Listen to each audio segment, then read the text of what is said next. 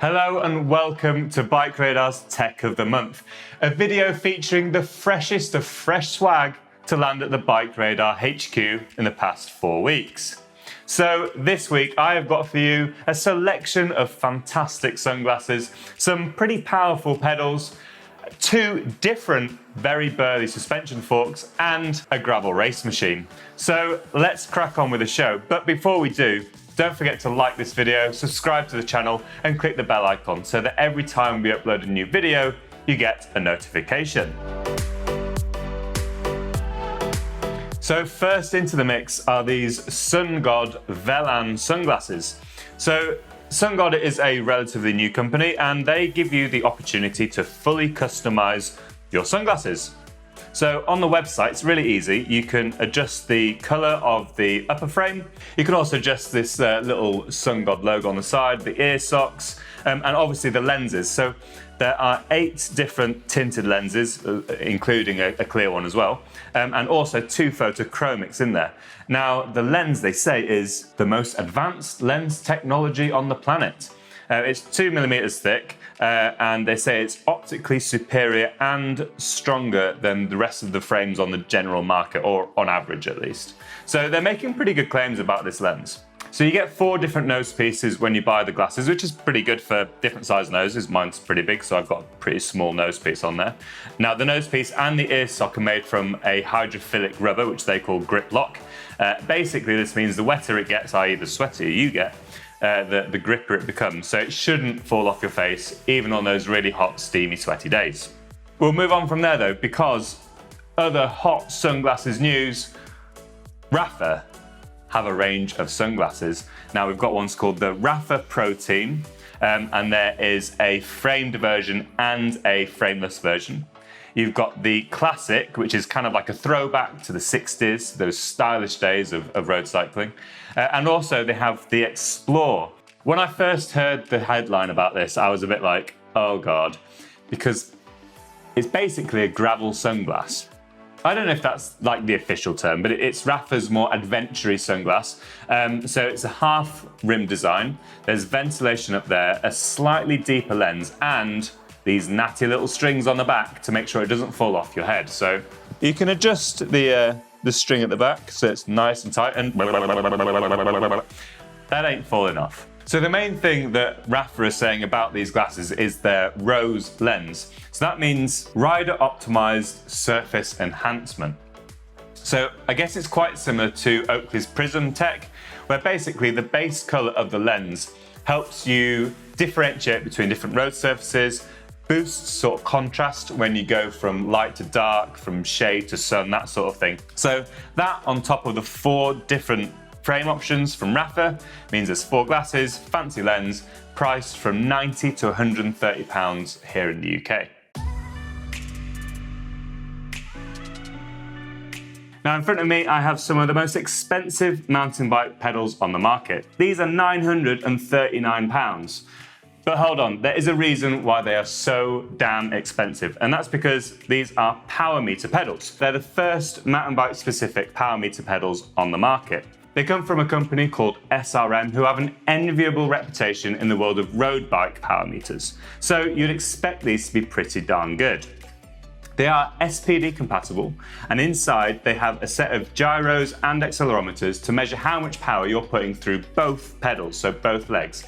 This means you get left and right balance, you get cadence data, all of it beamed via Bluetooth and ANT+ to your computer and your phone. The value of this data is obvious for training and for cross-country racing. It means you can put measured outputs out, it means you can get stronger, quicker, and with a more structured training plan. And on the road side of things, everyone who's really serious about training uses power. So it kind of stands to reason on the mountain bike side, we should probably think about doing this a little bit more. SRM are claiming that these have a ±2% accuracy and that you get around a 30-hour battery life. Now they can be charged through a smart little kind of cute plug-on port there, which goes into a regular power source, and they charge up in a few hours.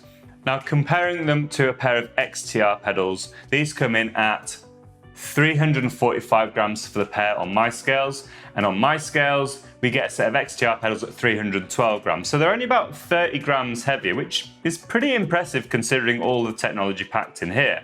I've been doing a lot of cross-country riding this year and I'm projected to do quite a bit more. We've got some XC bike tests coming up for MB UK, so I'll be slinging these pedals on some bikes, getting some power data, and maybe, possibly, even going a little bit faster by the end of the summer. But we'll have to wait and see. So I will be reviewing these pedals for BikeRadar in the coming months.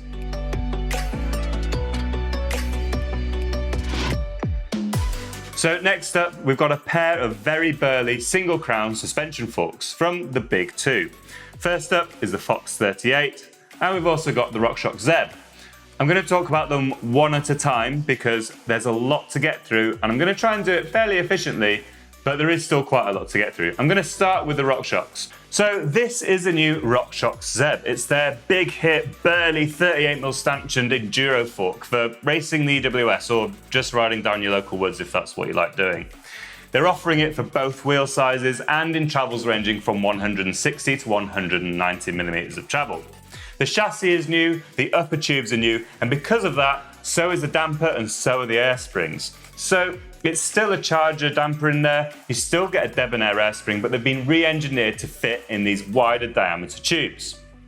So, stiffness is a big thing when it comes to hard-hitting forks. So torsionally, this is around 21% stiffer than the Lyric fork, which it sits alongside. However, fore-aft stiffness is only a 2% gain, and RockShox say if you go too far on front-to-back stiffness, you increase a bit more discomfort into the bike. Other things that make a ride less comfortable is increases in friction within the suspension system.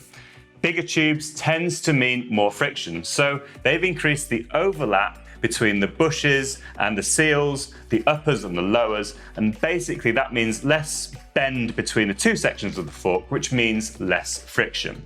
They're offering quite a wide range of forks, everything from a relatively basic select fork all the way up to this Ultimate with a Charger 2.1 RC damper, which gives you all the bells and whistles you could ever need. So that is a very, very quick overview of the RockShox Zeb. There's a full story on BikeRadar, as you might imagine. Now we've done the Zeb, let's talk about the Fox 38. So the Fox 38 sits alongside and slightly above the Fox 36 in terms of travel. So previously, 36 had all the travel options, and now that's been dropped to 150 to 160mm, whereas the 38 comes in 160 to 180 millimeters of travel. 38mm stanchions, stiffer chassis. I've got some numbers for you here as well. So they are saying that this has 17% more fore-aft stiffness, partly thanks to an elliptical steerer tube. They're also claiming that they are 38% stiffer than a 36 in torsional ways, so that's kind of twisting, and that relates to a much more direct feel on the trail. Next up, that I think is worth talking about, is on the back of the fork, and these are the little bleed valves here and this little ridge that runs down the fork. Now this little ridge down here is all about increasing the air volume in the lowers of the fork, and that kind of prevents unintentional ramp up of the fork when it gets lower into its travel. So obviously you've got the air spring, which is like a sealed unit for controlling it, but when you're displacing all this fork, there's still inherent air in here that does get compressed. So this just gives the air a chance to migrate up and out the way when the fork compresses. So the idea of this is to make sure the fork remains nice and smooth and you get all of your travel out of the fork, which was a kind of a criticism of the 36 pre this little thing being added to it. So Fox have developed a pair of axles for the 38, which are effectively floating axles. So what this means is that the dropouts will always be exactly the same distance apart, meaning the fork isn't squashed, meaning friction is eliminated as much as possible. The hub then sits in the middle, kind of floats, but not in a wobbly way, if that makes sense. It's held in the right position, but it just means that there's less friction and therefore better feel in the Fox 38. Now, as I mentioned, there are so many details about these forks that I literally couldn't go into all of them. So do head to BikeRadar if you want to find out more about the RockShox Zeb or the Fox 38. So last, and certainly, in my eyes at least, definitely not least, is the new Lauf True Grit Race AXS. So Lauf are an Icelandic brand. You may or may not have heard of them, but they are famous for their little leaf-sprung fork, but also now for the True Grit, which is their gravel race bike. And I have to admit, I'm pretty excited about this bike because it is my favourite gravel bike, certainly one I've ridden the most and one that I've really enjoyed riding over the past couple of years. So, got a new version. There's a couple of changes, nothing like major. The main things really is that Lauf has gone direct to consumer, and that basically means that their bikes are incredible value. The prices have come down significantly, between 20 and 30% on a lot of models. So they're a very, very competitive way of buying a fairly top-end gravel race bike. Alongside going direct to consumer, they are also offering size-specific kind of tunes on their fork. So the fork basically works with a series of leaf springs, which take out high frequency vibrations, and they're offering slightly different weighted springs for the different sizes. So smaller bikes will get a lighter spring, larger bikes will get a slightly heavier one, because that kind of reflects the general rider weights for each of these different bike sizes. Let's have a quick look at this race AXS model.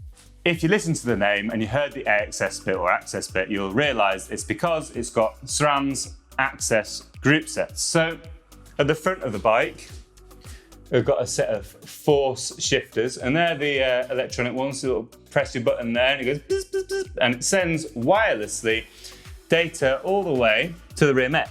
Now, what's interesting, or at least what I find interesting, is that this is a XX1 rear mech. So that's from their mountain bike group sets, not from Force.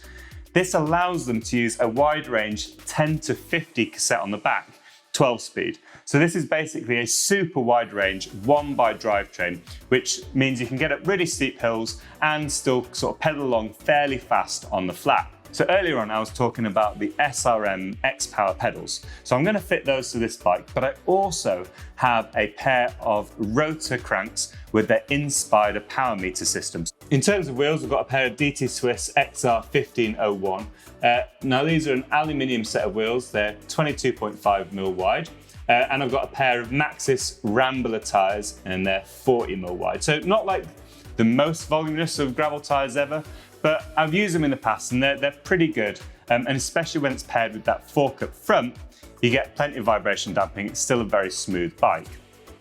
Now, adding to the comfort is Lauf's own smoothie bar. So that's a carbon handlebar designed to take some like the chatter and flex out of the front end. Because this is going to be my do-it-all, do-everything bike. I want to do big road rides, I want to go bike packing, I want to do some gravel stuff, maybe even some gravel races. So we'll see how it goes, but for sure, keep your eyes in Cycling Plus magazine and on BikeRadar.com, because there will be some articles on there about this bike.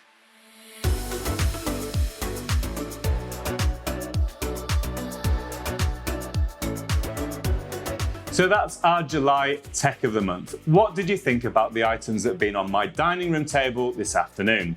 We've got fancy sunglasses, we've got power pedals for mountain bikers, big burly suspension forks for the enduro riders out there, and a gravel race bike that I think could be pretty versatile over the next 12 months. Let me know your thoughts in the comments about any of these items, and I'll do my best to answer any questions you might have. In the meantime, don't forget to like this video, subscribe to the BikeRadar YouTube channel, and click the bell icon so that every time we upload a new video, you get a notification. Goodbye!